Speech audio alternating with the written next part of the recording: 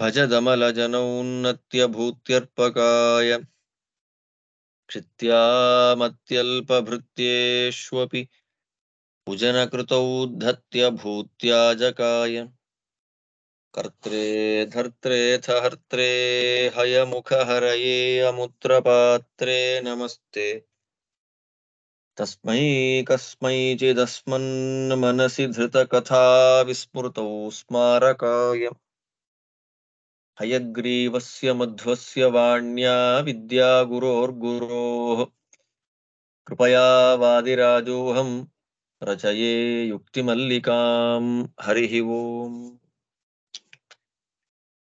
ವಾದಿರಾಜಗುರು ಸಾರ್ವಭೌಮರು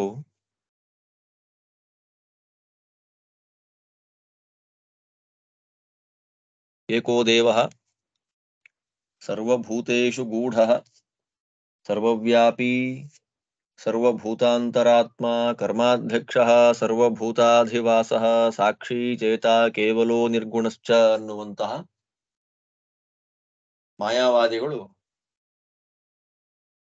ಬ್ರಹ್ಮನಿಗೆ ನಿರ್ಗುಣತ್ವವನ್ನ ಪ್ರತಿಪಾದನೆ ಮಾಡಲಿಕ್ಕೆ ಉಪಯೋಗ ಮಾಡಿಕೊಳ್ಳುವಂತಹ ನಿರ್ಗುಣ ಶ್ರುತಿ ಅಂತಲೇ ಅವರು ಹೇಳುವಂತಹ ಈ ಶ್ರುತಿ ವಾಕ್ಯ ಅದು ನಿರ್ಗುಣತ್ವವನ್ನ ಸಮರ್ಥನೆ ಮಾಡ್ತಾ ಇಲ್ಲ ಅಂತ ತಿಳಿಸಿಕೊಟ್ರು.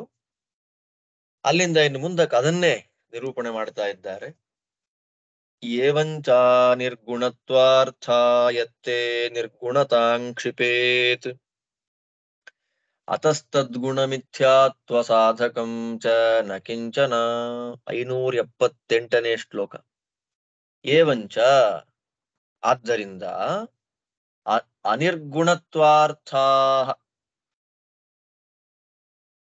ಅನಿರ್ಗುಣತ್ವಾರ್ಥ ಭಗವಂತನಲ್ಲಿ ಗುಣಗಳಿಲ್ಲ ಅಂತ ಯತ್ ತೇ ಏನ್ ನೀವು ಹೇಳ್ತಾ ಇದ್ದೀರಿ, ದೇವರಲ್ಲಿ ಗುಣ ಇಲ್ಲ, ಇರುವಂತಹ ಗುಣ ಮಿಥ್ಯಾಭೂತವಾದ ಗುಣ ಅಂತ ನೀವೇನ್ ಹೇಳ್ತೀರಿ, ನಿರ್ಗುಣತ್ವವನ್ನು ಕ್ಷಿಪೇತ್, ಅನಿರ್ಗುಣತ್ವ ಅಂತ ನಾವು ಪದಚ್ಛೇದ ಮಾಡಿದ್ದು ನಿಮ್ಮನ್ನ ನಿರಾಕರಿಸ್ತಾ ಇದೆ. ಅತಃ ಆದ್ದರಿಂದ ಸದ್ಗುಣ ಮಿಥ್ಯಾತ್ವ ಸಾಧಕಂ, ಭಗವಂತನಲ್ಲಿ ಇರತಕ್ಕಂತಹ ಗುಣಗಳು ಮಿಥ್ಯಾ ಅಂತ ಸಮರ್ಥನೆ ಮಾಡತಕ್ಕಂತಹ ಕಿಂಚನ ನ ಯಾವ ವಾಕ್ಯವೂ ಮಾಯಾವಾದಿಗಳಾದ ನಿಮಗೆ ಇಲ್ಲ. ಏನು ಫಲಿತ ಇಲ್ಲಿ?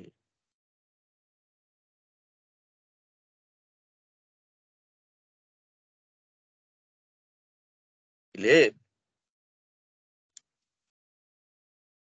ಒಟ್ಟು ತಾತ್ಪರ್ಯ ಏನು? ನಾವೇನ್ ಹೇಳ್ತಾ ಇದ್ದೇವೆ, ಫಲಿತವಾದ ಅರ್ಥ ಏನು? ಮಾಯಾವಾದಿ ಸಾಕ್ಷಿ ಚೇತ ಕೇವಲೋ ನಿರ್ಗುಣಶ್ಚ ಅಂತ, ಕೇವಲೋ ನಿರ್ಗುಣಶ್ಚ ಅಂತ ಅವನು ಹೇಳೋದು. ಪದವಿಭಾಗ ಮಾಡೋದು ಹೇಗವನು? ಸಾಕ್ಷಿ ಚೇತ ಕೇವಲೋ ನಿರ್ಗುಣಶ್ಚ ಅಂತ ಪದ ವಿಭಾಗವನ್ನ ಮಾಡಿ ಮಾಯಾವಾದಿ ಏನ್ ಮಾಡ್ತಾನೆ, ಬ್ರಹ್ಮನಲ್ಲಿ ಇರುವಂತಹ ಭಗವಂತನಲ್ಲಿ ಇರುವಂತಹ ಗುಣಗಳು ಮಿಥ್ಯಾ, ಅದು ಸುಳ್ಳು ಅನ್ನೋದನ್ನ ಸಾಧನೆ ಮಾಡ್ತಾನೆ. ಅದಕ್ಕೆ ರಾಜರೇನಂದ್ರು, ಈ ಶ್ರುತಿಯಲ್ಲಿ ನಿರ್ಗುಣ ಅನ್ನೋ ಪದ ಇಲ್ವೇ ಇಲ್ಲ. ನೀನು ಮಿಥ್ಯಾತ್ವವನ್ನ, ಭಗವಂತನಲ್ಲಿ ಇರುವಂತಹ ಗುಣಗಳನ್ನ ಮಿಥ್ಯಾ ಅಂತ ನೀನು ಸಾಧನೆ ಮಾಡಬೇಕಾದ್ರೆ ಈ ನೀನು ಉದಾಹರಣೆ ಮಾಡಿದಂತಹ ಶ್ರುತಿ ವಾಕ್ಯದಲ್ಲಿ, ವೇದವಾಕ್ಯದಲ್ಲಿ ನಿರ್ಗುಣ ಅನ್ನುವ ಪದ ಇದ್ರೆ ತಾನೆ. ಪದ ಇದ್ರೆ ನಿರ್ಗುಣತ್ವ ಸಾಧನೆಯನ್ನ ಮಾಡಬಹುದು. ಅಲ್ಲಿ ನಿರ್ಗುಣ ಅನ್ನೋ ಪದವೇ ಇಲ್ಲ. ಎಲ್ಲಿದೆ ನಿರ್ಗುಣ ಅನ್ನೋ ಪದ? ನಾವು ಅನಿರ್ಗುಣ ಅಂತ ಸಮರ್ಥನೆ ಮಾಡಿ ಆಗಿದೆ. ಕೇವಲೋ ಅನಿರ್ಗುಣಶ್ಚ ಅಂತ ಅನಿರ್ಗುಣ ಅನ್ನೋದನ್ನ ನಾವು ಸಮರ್ಥನೆ ಮಾಡಿ ಆಗಿದೆ. ಆದ್ದರಿಂದ ನಿನಗೆ ಮೂಲೆ ಕುಠಾರ ಅಂತ ಒಂದು ನ್ಯಾಯ. ಮೂಲೆ ಕುಠಾರ ನ್ಯಾಯ ಅಂದ್ರೆ ರೂಟ್ಸ್ಗೆ ಕೊಡಲಿ ಹಾಕಿಬಿಟ್ರೆ ಮರ ಇನ್ನೆಲ್ಲಿ ಬೆಳೆಯುತ್ತೆ. ಆದ್ದರಿಂದ ನೀನು ನಿರ್ಗುಣ ಅನ್ನೋ ಪದವನ್ನ ಇಟ್ಟುಕೊಂಡು ಆಟ ಆಡ್ತಾ ಇದ್ದಿ ಅಂದ್ರೆ ನಮ್ಮ ಶ್ರುತಿ ವಾಕ್ಯದ ಪ್ರಕಾರ ನಾವು ಪದಚ್ಛೇದವನ್ನು ಮಾಡಿಕೊಳ್ಳುವುದು ಕೇವಲ ಅನಿರ್ಗುಣ ಅಂತ ನಾವು ಅನಿರ್ಗುಣ ಅಂತ ಪದವಿಭಾಗ ಮಾಡಿರೋದ್ರಿಂದ ನಿರ್ಗುಣ ಅಂತ ಅನ್ನೋದಿಲ್ವೇ ಇಲ್ಲ. ಆದ್ದರಿಂದ ನೀನು ಮಾಯಾವಾದಿ ಅದ್ವೈತಿ ಅಪೇಕ್ಷೆ ಪಡತಕ್ಕಂತಹ ಭಗವಂತನಲ್ಲಿ ಇರುವಂತಹ ಗುಣಗಳನ್ನ ಮಿಥ್ಯಾ ಅಂತ ಸಮರ್ಥನೆ ಮಾಡ್ಲಿಕ್ಕೆ ನಿನಗ್ಯಾವ ಶ್ರುತಿ ವಾಕ್ಯವೂ ಇಲ್ಲ. ಆದ್ದರಿಂದ ವೇದವಾಕ್ಯಗಳ ಮೂಲಕ ಭಗವಂತನಲ್ಲಿ ಇರುವಂತಹ ಗುಣಗಳು ಮಿಥ್ಯಾ ಅನ್ನೋದನ್ನ ನಾನು ಸಮರ್ಥನೆ ಮಾಡ್ತೇನೆ ಅಂತ ನೀನೇನಾದ್ರೂ ಆಸೆ ಇಟ್ಟುಕೊಂಡ್ರೆ ಎಲ್ಲ ಬಿಟ್ಬಿಡ್ ನೀನು. ಸಾಕ್ಷಾತ್ ಪ್ರತಿಷೇಧ ನಿರ್ಗುಣತ್ವೇಪಿ ಆಶಾನ ಕಾರ್ಯ. ಭಗವಂತನನ್ನ ನಿರ್ಗುಣ ಅಂತ ನಾನು ಸಮರ್ಥನೆ ಮಾಡಿಬಿಡ್ತೇನೆ ಅನ್ನೋ ಆಸೆಯನ್ನ ಬಿಟ್ಟುಬಿಡಪ್ಪ. ಎಲ್ಲಿದೆ ನಿನಗೆ? ಸಾಕ್ಷಿ ಚೇತ ಕೇವಲೋ ಅನಿರ್ಗುಣಶ್ಚ. ಅನಿರ್ಗುಣಶ್ಚ ಅಂತ ನಾವು ಪದಚ್ಛೇದವನ್ನ ಮಾಡಿರೋದ್ರಿಂದ ನೀನು ದೇವರ ಗುಣಗಳಲ್ಲಿ ಮಿಥ್ಯಾತ್ವವನ್ನ ಸಾಧನೆ ಮಾಡುವ ಆಸೆಯನ್ನ ಬಿಟ್ಟು ಬಿಡು. ಇದ್ರ ಮೇಲೆ ಮತ್ತೆ ಹೇಳ್ತಾನ ಅವನು, ತದುಕ್ತ ಗುಣ ಸತ್ಯತ್ವ ನಿತ್ಯತ್ವೇನ ಉಪಚಾರಿಕೆ. ತದುಕ್ತ ಗುಣ ಸತ್ಯತ್ವ ನಿತ್ಯತ್ವೇ, ಅಂತಹ ವೇದಗಳಲ್ಲಿ ಹೇಳಿದಂತಹ ಗುಣಗಳು ಸತ್ಯ ಹಾಗೂ ಗುಣಗಳು ನಿತ್ಯ. ಗುಣ ಸತ್ಯತ್ವ ಗುಣ ನಿತ್ಯತ್ವ. ನಾನು ಹೇಳದ್ನಲ್ಲ, ಇಬ್ಬರು ಕಮ್ಮಾರರು ಕಬ್ಬಿಣವನ್ನ ಹದ ಮಾಡಿ ಒಳ್ಳೊಳ್ಳೆ ಶೇಪ್ಗೆ ತರುವಂತಹ ಕಬ್ಬಿಣದ ಕೆಲಸದವರು, ಒಂದು ಗುಣಸತ್ಯತ್ವ ಒಂದು ಗುಣನಿತ್ಯತ್ವ ಅಂತ. ಅಂತಹ ಗುಣಸತ್ಯತ್ವ ಗುಣನಿತ್ಯತ್ವಗಳು ವೇದ ಪ್ರತಿಪಾದ್ಯವಾದಂತಹ ತತ್ವಗಳು.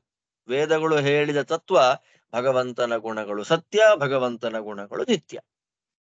ಅದು ಔಪಚಾರಿಕ ಅಲ್ಲ, ನ ಔಪಚಾರಿಕೆ. ತದುಕ್ತ ಗುಣಸತ್ಯತ್ವ ನಿತ್ಯತ್ವೇನೌಪಚಾರಿಕೆ. ಶ್ರುತಿಗಳಲ್ಲಿ ಹೇಳಿದ ಭಗವಂತನ ಗುಣಸತ್ಯತ್ವ ಹಾಗೂ ಗುಣನಿತ್ಯತ್ವಗಳು ಔಪಚಾರಿಕವಲ್ಲ. ನೋಡಿ, ನಾವಿಷ್ಟೆಲ್ಲಾ ಸಮರ್ಥನೆ ಮಾಡಿದ್ರು ಕೂಡ ಅವನು ಇನ್ನೂ ಮೇಲೆ ಹೋಗ್ತಾ ಇದ್ದಾನೆ, ಇನ್ನೂ ತಿಳಿಸ್ತಾ ಇದ್ದಾನೆ.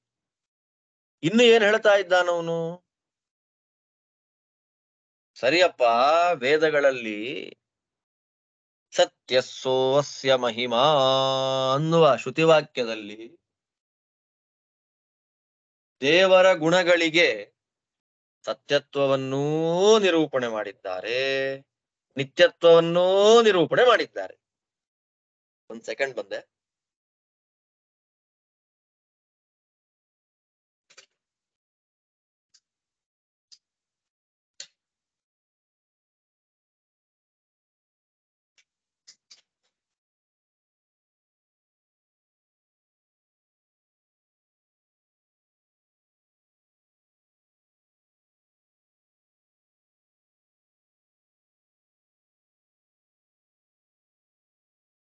ಶ್ರುತಿವಾಕ್ಯದಲ್ಲಿ ಏನ್ ಮಾಡಿದ್ದಾರೆ?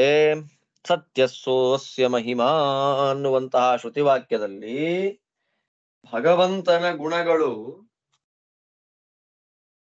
ದೇವರಲ್ಲಿರ್ತಕ್ಕಂತಹ ಗುಣ ಏನಿದೆ ಅದನ್ನ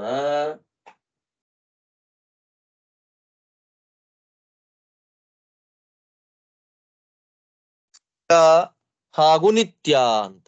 ದೇವರಲ್ಲಿ ಗುಣಗಳೇನಿದೆ ಆ ಗುಣಗಳು ಸತ್ಯವೂ ಆಗಿದೆ, ನಿತ್ಯವೂ ಆಗಿದೆ. ಇರ್ಲಿ, ನಮಗೇನ್ ಸಮಸ್ಯೆ ಆಯ್ತು?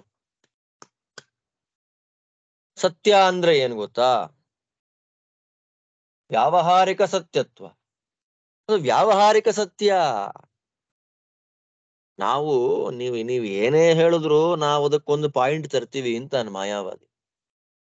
ನಮ್ಮಲ್ಲಿ ಸತ್ಯಗಳೇ 3 ರೀತಿಯಲ್ಲಿದೆ: ಪ್ರಾತಿಭಾಸಿಕ, ವ್ಯಾವಹಾರಿಕ, ಪಾರಮಾರ್ಥಿಕ ಅಂತ ನಾವು ಸತ್ಯವನ್ನೇ 3 ವಿಭಾಗ ಮಾಡಿಬಿಟ್ಟಿದ್ದೇವೆ. ಆದ್ದರಿಂದ ನೀವು ಏನು ಹೇಳ್ತಾ ಇದ್ದೀರಿ, ಭಗವಂತನಲ್ಲಿರ್ತಕ್ಕಂಥ ಗುಣಗಳು ಸತ್ಯ ಅಂತ, ನಾನು ಒಪ್ತೇನೆ, ಅದು ವ್ಯಾವಹಾರಿಕ ಸತ್ಯ. ವ್ಯವಹಾರ ಪ್ರಪಂಚದಲ್ಲಿ ಸತ್ಯವೇ ನಾನು ಒಪ್ಪೋನೆ. ನಾನು ರಾಮದೇವರ ಪೂಜೆ ಮಾಡೋದಿಲ್ವಾ? ನಾನೂ ದುರ್ಗಾದೇವಿ, ಗಣಪತಿ, ಸ್ಕಂದ, ಸೂರ್ಯ, ಚಂದ್ರ ಮೊದಲಾದ ದೇವತೆಗಳ ಪೂಜೆ ನಾನು ಮಾಡೋದಿಲ್ವಾ? ನೋಡಿ ಅವರ ಸಿದ್ಧಾಂತ, ಜನಗಳನ್ನ ಮೋಸ ಮಾಡುವ ಬಗೆ ಹೇಗಿದೆ. ನಾವು ಪೂಜೆ ಮಾಡ್ತೇವಲ್ಲ, ಅದು ವ್ಯವಹಾರ. ಜ್ಞಾನ ಬರೋ ತನಕ ಎಲ್ಲ ದೇವರನ್ನು ಒಪ್ತೇವೆ, ದೇವರಲ್ಲಿ ಗುಣಗಳು ಒಪ್ತೇವೆ, ಅವರಲ್ಲಿ ಮಹಿಮೆ ಒಪ್ತೇವೆ, ಅವರ ಶಕ್ತಿಯನ್ನ ಒಪ್ತೇವೆ. ಆದ್ರೆ ಯಾವಾಗ ಸೋಹಂ, ನಾನೇ ಅವನಾಗಿದ್ದೇನೆ ಎನ್ನುವ ಜ್ಞಾನ ಬರುತ್ತೋ ಆಗ ಒಂದೇ ಸತ್ಯ ಅಂತ ಗೊತ್ತು. ಅದು ಪಾರಮಾರ್ಥಿಕ ಸತ್ಯ, ಬ್ರಹ್ಮ ಒಂದೇ ಸತ್ಯ. ಯಾವಾಗ ನನಗೆ ಸೋಹಂ ಎನ್ನುವಂತಹ ಸಾಕ್ಷಾತ್ಕಾರವಾಗತ್ತೋ, ನಾನೇ ಅದು ಎನ್ನುವಂತಹ ಸಾಕ್ಷಾತ್ಕಾರವಾಗತ್ತೋ, ಆಗ ಬ್ರಹ್ಮನಲ್ಲಿ ಗುಣ ಇರೋದಿಲ್ಲ. ಅದು ಪಾರಮಾರ್ಥಿಕ ಸತ್ಯತ್ವ ಕಾಲದಲ್ಲಿ ಬ್ರಹ್ಮನಲ್ಲಿ ಗುಣ ಇಲ್ಲ. ನೀವು ಹೇಳ್ರಿ, ಮಧ್ವ ಮತಾನುಯಾಯಿಗಳು ಹೇಳ್ರಿ, ಭಗವಂತನಲ್ಲಿ ಗುಣ ಇದೆ, ಆ ಗುಣ ಸತ್ಯವಾಗಿದೆ ಅಂತ ನೀವು ಹೇಳ್ರಿ, ನನಗೇನು ಸಮಸ್ಯೆ ಇಲ್ಲ. ನಾನು ವ್ಯಾವಹಾರಿಕ ಸತ್ಯತ್ವದಲ್ಲಿ ನಿಮ್ ಫ್ರೆಂಡೇ. ನಿಮಗೂ ಮಾರ್ಕ್ 100 ಮಾರ್ಕ್ ಬೇಕಾ? ನಿಮ್ಗೆ ಗುಣ ಸತ್ಯ ಅಂತ ಹೇಳ್ಬೇಕಾ? ಹೇಳ್ತೀನಿ. ವ್ಯಾವಹಾರಿಕ ಸತ್ಯತ್ವದ ಕಾಲದಲ್ಲಿ ನಾನು ನಿಮ್ ಪಾರ್ಟಿನೇ. ಆದ್ರೆ ಅದು ವ್ಯಾವಹಾರಿಕ ಮಾತ್ರ, ಅದು ಯಾವಾಗ್ಲೂ ಇರೋದಿಲ್ಲ. ಮತ್ ಹಾಗಾದ್ರೆ ಗುಣ ನಿತ್ಯತ್ವದ ಬಗ್ಗೆ ಶ್ರುತಿ ಹೇಳ್ತಾ ಇದೆಯಲ್ಲ, ಅದಕ್ಕೇನ್ ಹೇಳ್ಬೇಕು? ನೀನು ಸತ್ಯ ಅನ್ನೋ ವಿಷಯಕ್ಕೆ ವ್ಯಾವಹಾರಿಕ ಸತ್ಯ ಅಂತ ಹೇಳಿಬಿಟ್ಟೆ. ಅದೇ ಶ್ರುತಿಯೇ ಭಗವಂತನಲ್ಲಿರತಕ್ಕಂತಹ ಗುಣಗಳು ನಿತ್ಯ ಅಂತ. ನಿತ್ಯ ಅಂದ್ರೆ 3 ನೆನ್ನೆ, ಇವತ್ತು, ನಾಳೆ, ತ್ರಿಕಾಲಗಳಲ್ಲಿಯೂ ಇರುವಂಥದ್ದು, ಅದು ನಿತ್ಯ ಅಂತ ಅನ್ಬೇಕಾದ್ರೆ ಅದನ್ನ ವ್ಯಾವಹಾರಿಕ ಯಾವತ್ತೋ ಒಂದ್ ದಿವಸ ನಿರ್ಗುಣ ಆಗ್ಬಿಡುತ್ತೆ ಅಂತೆಲ್ಲ ಹೇಳಿದ್ರೆ ಏನ್ ಅರ್ಥ? ಅದಕ್ಕೂ ಉತ್ತರ ಕೊಡ್ತೇವಪ್ಪ. ನಿತ್ಯ ಅಂದ್ರೆ ಏನ್ ಗೊತ್ತಾ? ಬಹುಕಾಲಾವಸ್ಥಾಯಿತ್ವ ರೂಪ. ಸಂಕೋಚ ಮಾಡಬೇಕು ಶ್ರುತಿಗಳಿಗೆ ಅರ್ಥವನ್ನ. ಆಕ್ಚುಯಲ್ ಆಗಿ ವೇದಾಂತ ಅಂದ್ರೆ ಏನ್ ಗೊತ್ತಾ? ನಾನು ದೇವರು ಒಂದೇ ಅನ್ನೋದೇ ವೇದಾಂತ. ಜಗತ್ತು ಸುಳ್ಳು ಅಂತನ್ನೋದೇ ವೇದಾಂತ. ಜಗತ್ತಿನ ಎಲ್ಲ ವ್ಯವಹಾರವೂ ವ್ಯಾವಹಾರಿಕವಾದದ್ದು ಅನ್ನೋದೇ ವೇದಾಂತ. ಬ್ರಹ್ಮನಲ್ಲಿ ಗುಣ ಇಲ್ಲ ಅನ್ನೋದೇ ವೇದಾಂತ. ಆ ವೇದಾಂತಕ್ಕೆ ಅನುಗುಣವಾಗಿ ಪ್ರಪಂಚವನ್ನ ಡಿಫೈನ್ ಮಾಡ್ಬೇಕಷ್ಟೇ ಹೊರತು ಬೇರೆ ರೀತಿ ಮಾಡಬಾರದು. ನೋಡು, ನಾವು ಅರ್ಥ ಸಂಕೋಚವನ್ನ ಮಾಡ್ತೇವೆ. ಅನಿರ್ಗುಣ ಅಂತ ಹೇಳ್ತೀಯ ಅಲ್ವಾ? ಇರ್ಲಿ, ಗುಣಪೂರ್ಣನಾಗಿರ್ಲಿ, ಆ ಗುಣ ಸತ್ಯವಾಗಿರ್ಲಿ, ಅದು ವ್ಯಾವಹಾರಿಕ ಸತ್ಯ ಅಂದ್ರೆ ಮುಗೀತಲ್ವಾ?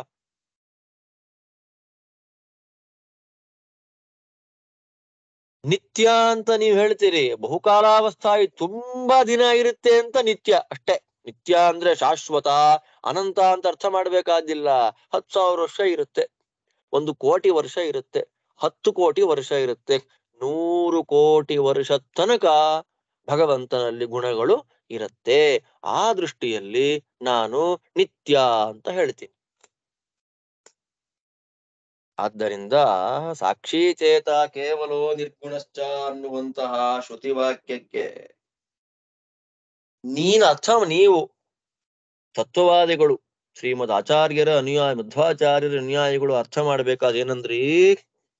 ಇಬ್ಬರು ಕಮ್ಮಾರರು ಬಂದು ಹೊಡೆದು ಬಿಟ್ರು.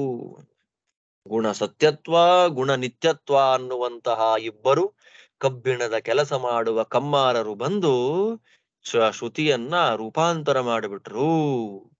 ಕೇವಲೋ ನಿರ್ಗುಣಶ್ಚ ಅನ್ನೋದನ್ನ ಕೇವಲೋ ಅನಿರ್ಗುಣಶ್ಚ ಅಂತ ಮಾಡಿಬಿಟ್ರು. ಅಂದ್ರೆ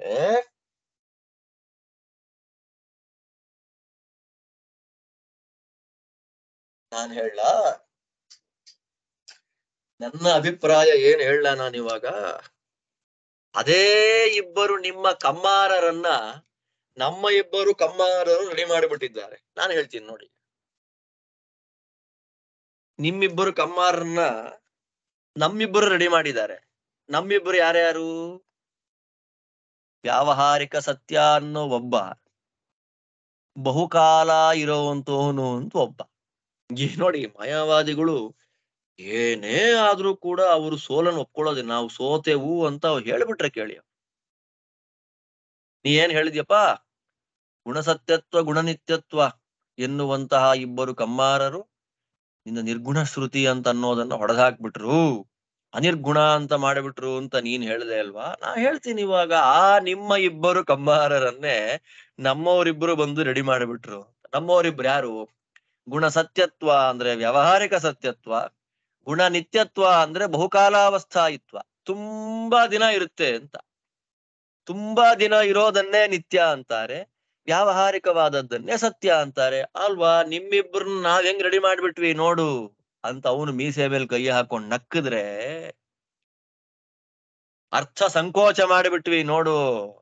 ನೀನು ಹೇಳುವ ಶ್ರುತಿ ವಾಕ್ಯಕ್ಕೆ ತತ್ವವಾದಿ ಅರ್ಥ ಸಂಕೋಚವನ್ನು ನಾವು ಮಾಡಿದ್ವಿ, ಈಗೇನ್ ಮಾಡ್ತ್ಯಾ ಅಂತ ಅವ್ರು ಹೇಳಿದ್ದಕ್ಕೆ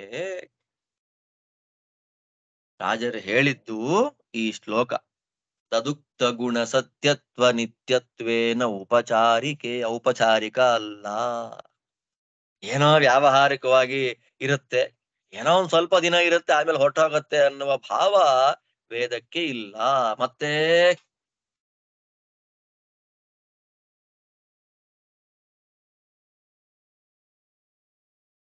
ನೀನು ಇದನ್ನ ಹೇಗೋ ವ್ಯಾವಹಾರಿಕ ಹಾಗೆ ಹೀಗೆ ಅಂತ ನಮಗೆ ಶ್ರುತಿವಾಕ್ಯ ಕೊಡು. ನಾವು ಶ್ರುತಿವಾಕ್ಯ ಇಟ್ಟುಕೊಂಡು ವಾಕ್ಯಾರ್ಥ ಮಾಡ್ತಿರೋದು. ಈಗ ನೀನು ಹೇಳುವಂತಹ ವ್ಯಾವಹಾರಿಕ ಸತ್ಯ, ಭಗವಂತನಲ್ಲಿ ನಾವು ಪ್ರತಿಪಾದನೆ ಮಾಡಿದಂತಹ ಗುಣಸತ್ಯತ್ವ ಹಾಗೂ ಗುಣ ನಿತ್ಯತ್ವ ಅನ್ನುವಂತಹ ಪ್ರಮೇಯ ಔಪಚಾರಿಕ, ಲಾಸ್ಟ್ ಲಾಂಗ್ ಅಲ್ಲ, ಅನಂತ ಕಾಲದ ತನಕ ಇರೋದಿಲ್ಲ. ಅಂದ್ರೆ ನೀನು ಗುಣಗಳಿಗೆ ಅನಿತ್ಯತ್ವವನ್ನ ಪ್ರತಿಪಾದನೆ ಮಾಡ್ತಾ ಇದೆಯಾ ಅಲ್ವೇನಪ್ಪ? ಭಗವಂತನಲ್ಲಿರತಕ್ಕಂತಹ ಗುಣಗಳು ಅನಿತ್ಯ, ಭಗವಂತನಲ್ಲಿರತಕ್ಕಂತಹ ಗುಣಗಳ ಸತ್ಯತ್ವ ಅನ್ನೋದು ವ್ಯಾವಹಾರಿಕ, ಮುಖ್ಯವಾಗಿ ಭಗವಂತ ನಿರ್ಗುಣ ಅಂತ ನೀನು ಪ್ರತಿಪಾದನೆ ಮಾಡ್ತಿದ್ಯಾ ಅಲ್ವಾ? ಶ್ರುತಿವಾಕ್ಯ ಕೊಡು ನಮಗೆ. ಭಗವಂತನಲ್ಲಿರತಕ್ಕ ನಾನು ಸತ್ಯಸ್ಸೋವಸ್ಯ ಮಹಿಮಾ ಅಂತ ಸ್ಪಷ್ಟವಾಗಿ ದೇವರಲ್ಲಿರತಕ್ಕ ಗುಣಗಳು ಸತ್ಯ ಅನ್ನೋದಕ್ಕೆ, ನಿತ್ಯ ಅನ್ನೋದಕ್ಕೆ, ನಿತ್ಯೋ ನಿತ್ಯಾನಾಂ ಚೇತನಶ್ಚೇತನಾನಾಂ ಇತ್ಯಾದಿಯಾಗಿ ಸತ್ಯ ಹಾಗೂ ನಿತ್ಯ ಅನ್ನೋದಕ್ಕೆ ಶ್ರುತಿವಾಕ್ಯಗಳನ್ನ ಕೊಟ್ಟಿದ್ದೇನೆ. ನಿನ್ ಸಿದ್ಧಾಂತ ಹಿಡ್ಕೊಂಡ್ ಬರ್ಬೇಡ, ನಿನ್ನ ಶಬ್ದಗಳನ್ನ ಹೇಳ್ಬೇಡ, ಶ್ರುತಿವಾಕ್ಯಗಳನ್ನ ಕೊಡು. ದೇವರಲ್ಲಿರತಕ್ಕಂಥ ಗುಣಗಳು ಅದು ಅನಿತ್ಯ, ದೇವರು ನಿರ್ಗುಣ ಅನ್ನುವಂತಹ ನಿನ್ನ ಸಿದ್ಧಾಂತಕ್ಕೆ ಸಪೋರ್ಟಿವ್ ಆಗಿರತಕ್ಕಂತಹ ಶ್ರುತಿವಾಕ್ಯವನ್ನ ತಂದುಕೊಡಯ್ಯ. ನೀನು ಒಂದು ವೇಳೆ ನಾನು ನಿತ್ಯೋ ನಿತ್ಯಾನಾಂ ಹಾಗೂ ಸತ್ಯಸ್ಸೋಸ್ಯ ಮಹಿಮಾ ಅಂತ ಹೇಳಿದ ಪ್ರಮಾಣ ವಾಕ್ಯಕ್ಕೆ, ಶ್ರುತಿವಾಕ್ಯಕ್ಕೆ ಅಪೋನೆಂಟ್ ಆಗಿ ಗುಣ ನಿತ್ಯ, ಗುಣ ಅನಿತ್ಯ, ಭಗವಂತ ನಿರ್ಗುಣ ಅನ್ನುವಂತಹ ಶ್ರುತಿವಾಕ್ಯವನ್ನ ಕೊಟ್ಟಿದ್ರೆ ಚರ್ಚೆ ಮಾಡ್ಬೋದಾಗಿತ್ತು. ನೀನು ಸುಮ್ಮನೆ ಔಪಚಾರಿಕ ಮಾಡ್ಬಿಡಿ, ಸಂಕೋಚ ಮಾಡ್ತೀನಿ ವೇದ, ಬೇಡ. ಸಂಕೋಚ ಮಾಡ್ಲಿಕ್ಕೆ ಕಾರಣ ಏನು? ಭಗವಂತನಲ್ಲಿರತಕ್ಕಂತಹ ಗುಣಗಳು ಅದು ಅನಿತ್ಯ ಅಂತ ಹೇಳಲಿಕ್ಕೆ ಕಾರಣ ಏನು? ಆ ಕಾರಣಕ್ಕೊಂದು ಪ್ರಮಾಣ ಬೇಕಲ್ಲ, ಆ ಪ್ರಮಾಣ ತಂದುಕೊಡು. ಸುಮ್ನೆ ಔಪಚಾರಿಕ ಮಾಡ್ಬಿಡ್ತೇನೆ, ಅದು ಗೌಣಾರ್ಥ ಮಾಡ್ತೇನೆ, ಮುಖ್ಯಾರ್ಥ ನಿರ್ಗುಣ ಅಂತ ಹೇಳ್ತೇನೆ, ಸತ್ಯ ಅನ್ನೋದಕ್ಕೆ ವ್ಯಾವಹಾರಿಕ ಸತ್ಯ ಅಂತೀನಿ, ತಲೆ ಹರಟೆ ಮಾತಾಡೋದಲ್ಲ ಕೂತ್ಕೊಂಡಿಲ್ಲಿ. ಅದಕ್ಕೊಂದು ಪ್ರಮಾಣ ವಾಕ್ಯ ಕೊಡು. ಒಂದು ಶ್ರುತಿವಾಕ್ಯವನ್ನ ಪ್ರಮಾಣ ಅಂತ ನಮ್ಮ ಮುಂದೆ ತಂದು ಇಡು, ಆಮೇಲೆ ನೋಡೋಣ. ಯಾವುದೇ ಶ್ರುತಿವಾಕ್ಯವನ್ನ ನೀನು ಎಕ್ಸಾಂಪಲ್ ಆಗಿ ಕೊಡದೆ, ಪ್ರಮಾಣವನ್ನಾಗಿ ಕೊಡದೆ, ನೋಡಿ ಈ ಶ್ರುತಿವಾಕ್ಯದಲ್ಲಿ ಭಗವಂತನ ನಿರ್ಗುಣತ್ವವನ್ನ ಪ್ರತಿಪಾದನೆ ಮಾಡ್ತಾ ಇದೆ, ಇಂತಹ ಶ್ರುತಿವಾಕ್ಯ ಭಗವಂತ ನಿರ್ಗುಣ ಅನ್ನೋದನ್ನ ಸಾರಿ ಸಾರಿ ಹೇಳ್ತಾ ಇದೆ, ತಗೊಂಬ. ಇಂತಹ ಶ್ರುತಿವಾಕ್ಯ ದೇವರ ಗುಣ ಅನಿತ್ಯ, ದೇವರಲ್ಲಿರುವ ಅನಂತ ಗುಣಗಳು ಅನಿತ್ಯ ಅನ್ನೋದನ್ನ ಕಂಠತಃ ಸಾರಿ ಸಾರಿ ಕಿರಿಸ್ತಾ ಇದೆ, ವಾಕ್ಯ ತಗೊಂಬ ನಮ್ಮ ಮುಂದೆ. ನೀನು ವಾಕ್ಯ ತಂದು ಮಾತಾಡಿದ್ದಿದ್ರೆ ಚರ್ಚೆ ಮಾಡ್ಬೋದಾಗಿತ್ತು. ಯಾವ ಶ್ರುತಿಯೂ ಇಲ್ಲ.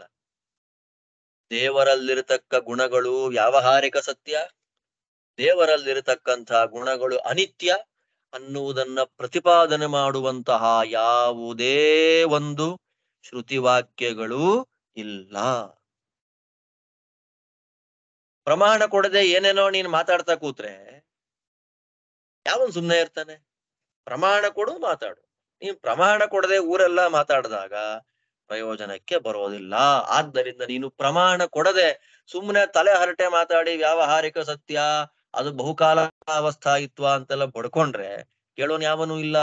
ಪ್ರಮಾಣ ಕೊಟ್ರೆ ಒಳಗೆ ಎಂಟ್ರಿ, ಪ್ರಮಾಣ ಇಲ್ಲ ಸುಮ್ನೆ ಕೂದ್ ನಿಮ್ ಮನೆಯಲ್ಲಿ, ನಿಮ್ಮ ಶಿಷ್ಯರ ಮಧ್ಯದಲ್ಲಿ, ನಿಮ್ಮ ಗೋಷ್ಠಿಯಲ್ಲಿ ಏನ್ ಬೇಕಾದ್ರೂ ಮಾತಾಡೋ, ನಮ್ಗೇನು ಸಮಸ್ಯೆ. ಆದರೆ ನಮ್ಮ ಜೊತೆಯಲ್ಲಿ ಮಾತಾಡ್ಬೇಕಾದ್ರೆ ಪ್ರಮಾಣ ಇಟ್ಟುಕೊಂಡು ಮಾತಾಡು. ಆಯ್ತೇನಪ್ಪ? ಮಾತಾಡುವಾಗ ಪ್ರಮಾಣ ಇಟ್ಟುಕೊಂಡು ಮಾತಾಡಬೇಕು.